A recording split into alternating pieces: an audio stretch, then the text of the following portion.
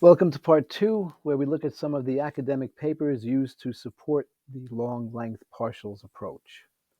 I think there's a gap between the data and the results that are reported in the studies and the words used to characterize them in the abstracts, but then there's a huge gap between any of that and how influencers use the words. This is the article from the November 27, 2023 Men's Health online magazine that I'm using. The studies show up as bullet points.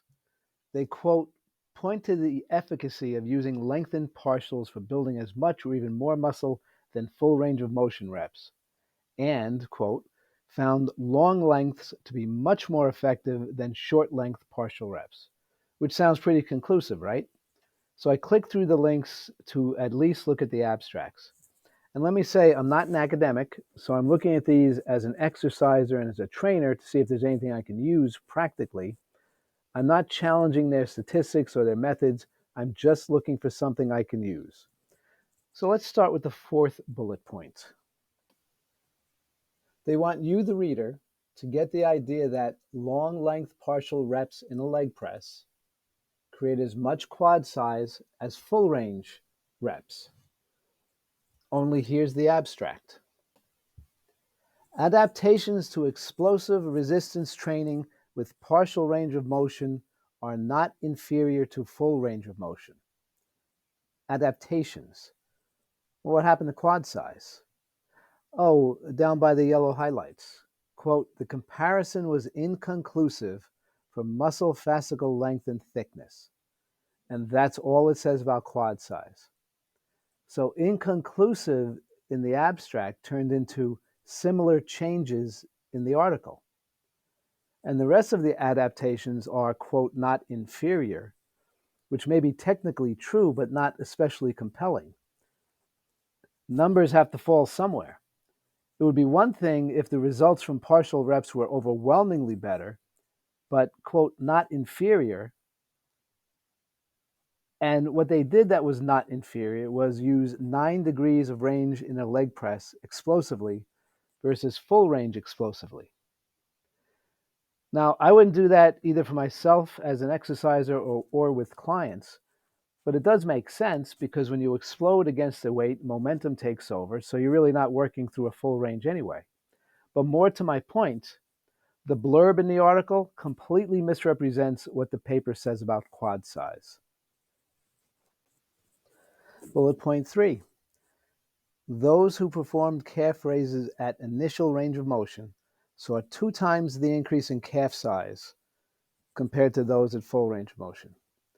Now, if you're not an academic exercise researcher, say you're somebody who reads muscle magazines or Men's Health, you might be thinking, okay, my calves grew an inch from training conventionally, so if I switch to this new technique, they'll grow another inch.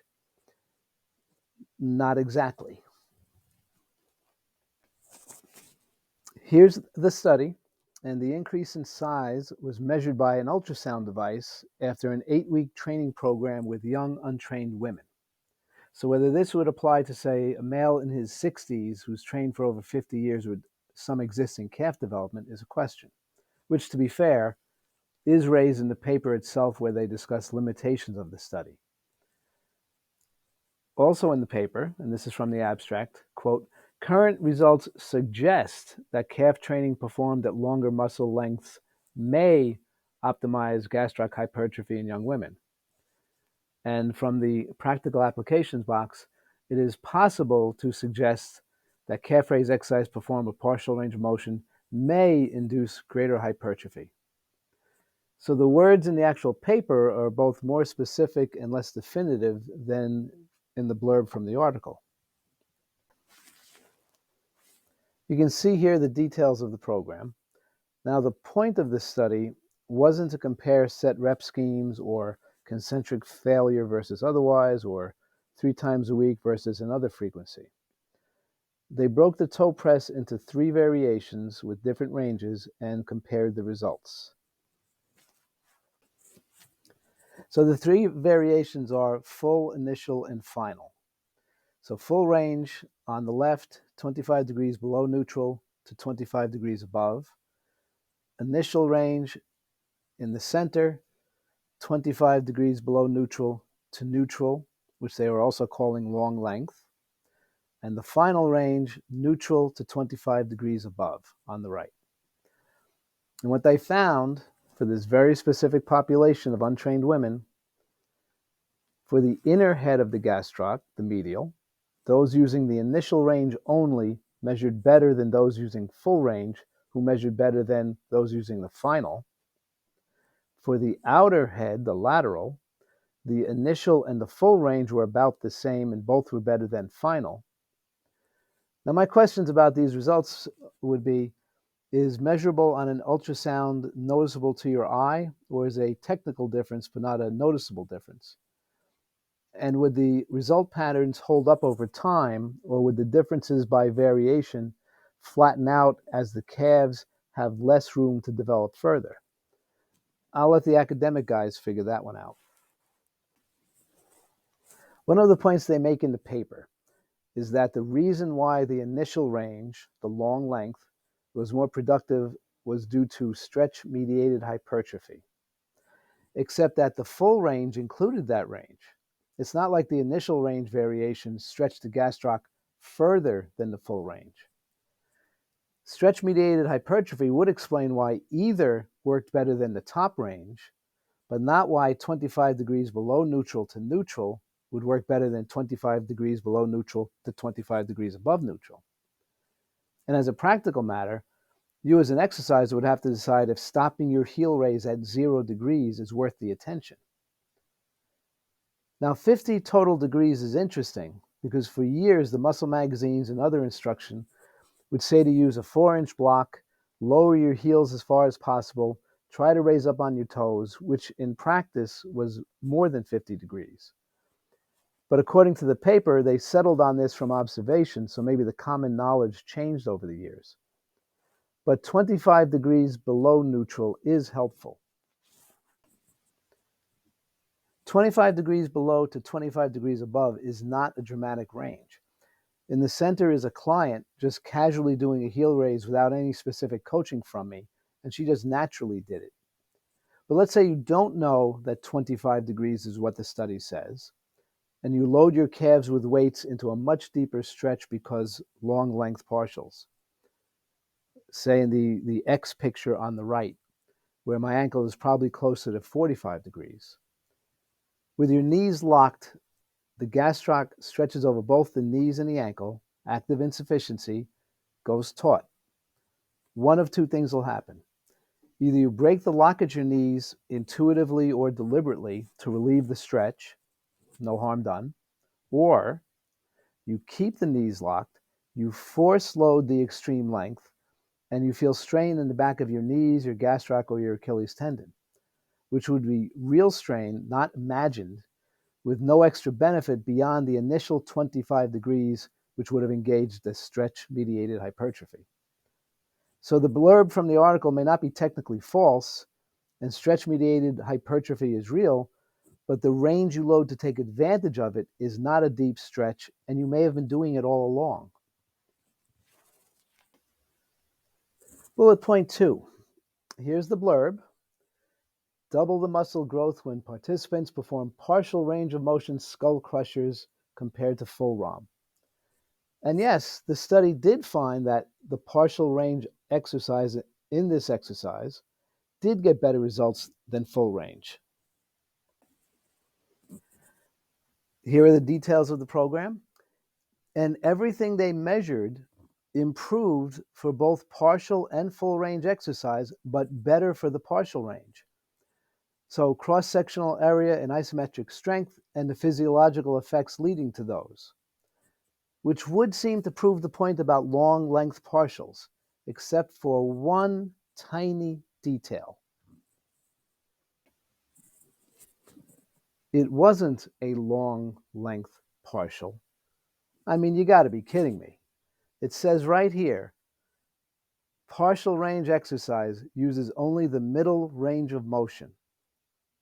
And several times they specify that partial range was 45 to 90 degrees and full range was 0 to 120 degrees. So unlike the calf study, where they broke the exercise into initial, final, and full range, this one took the partial from the middle of the movement. Since the paper didn't include a picture, I've defaced a page from Joint Friendly Fitness. 0 degrees is the vertical red line, the start of the exercise, and you see how long 120 degrees is. That's full range in this paper. The 45 and 90 degree marks are the partial rep. So you start at 45, lower to 90, back to 45, repeat, never locking out. Now 45 to 90 puts the triceps at a long length compared to 0 to 45, but that's not part of this paper. This paper looked at going down to 120, which is clearly the long length compared to going down to 90. Now a couple of points. If they tested the 120 to 90 degree range, what would the results be? I don't know, but if it wasn't done with 20-year-old elbows, it definitely would have involved a lot more elbow strain.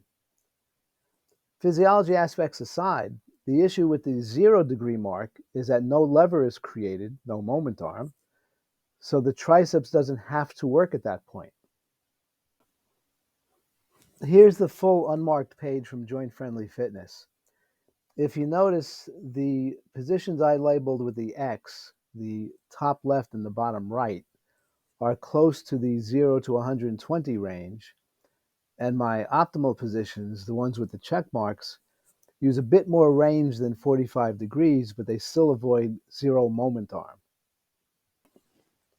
Now there's an interesting conclusion.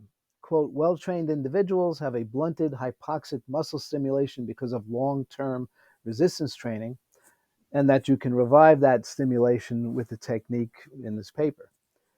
Now, to my eye, the key isn't the partial rep, it's avoiding lockout. So during the set, the muscle is always under tension. This kind of matches my observation that with beginners, they may lock out or put the weight down during the set, and they still fatigue the muscle sufficiently. But as you get more experience and develop more control over your muscle action, to get to that level of fatigue, you avoid the lockout. The Joe Weider continuous tension principle. That's a joke, son. Bullet point 1, participants using the knee extension found greater increase in quad muscles performing partial ROM compared to full ROM. Well, that's some of what the study says. But again, if you're expecting to take a tape measure or see a noticeable difference in your quads, maybe not.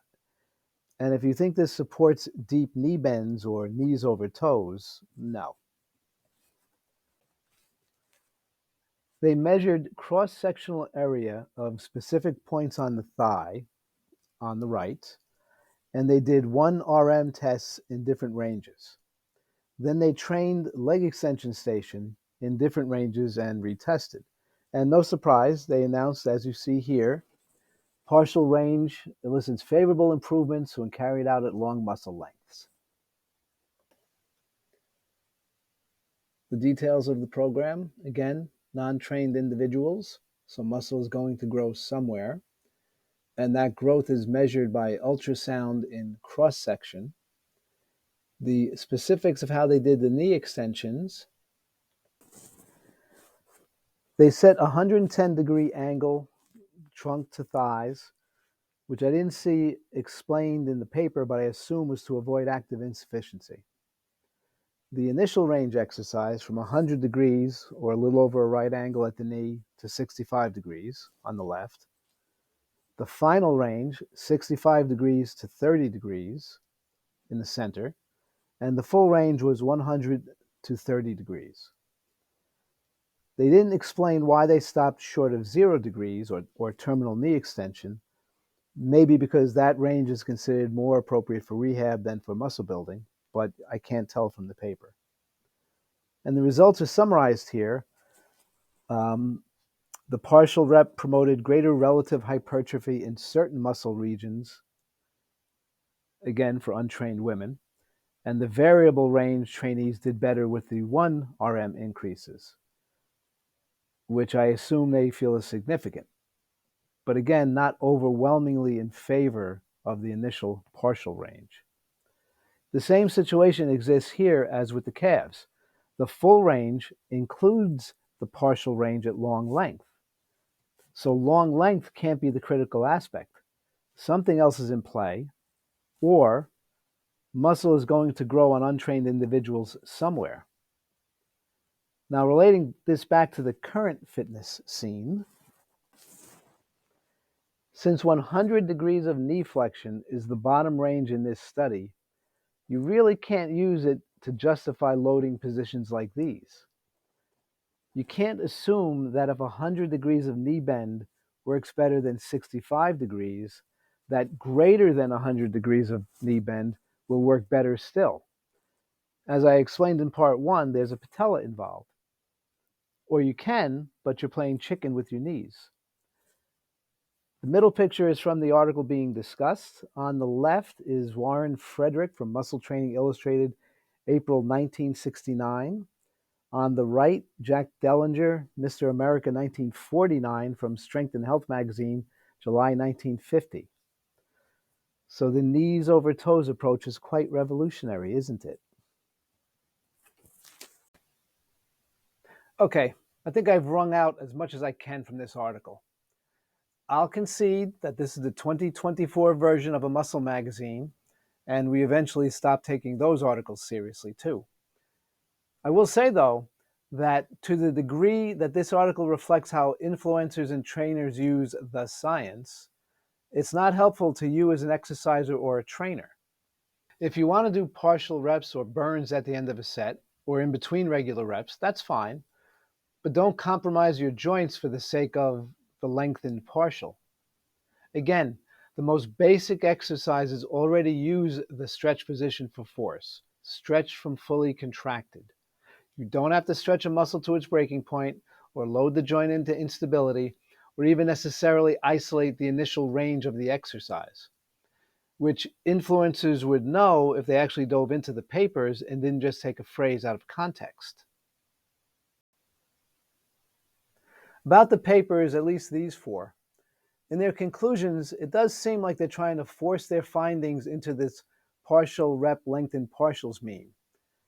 And I think there's no real paradigm there other than the word partial. But what they are doing, and I haven't seen it described this way, they're identifying the effective range of motion for these exercises. So in the studies, they don't put the joints in compromised positions. They break up the rep, some parts with the zero moment arm, some parts with the joint angle for peak muscle torque. They avoid active insufficiency. And in the results, they seem to come up with more or less effective ranges for those particular exercises, which is not necessarily the same as most effective for those particular muscles.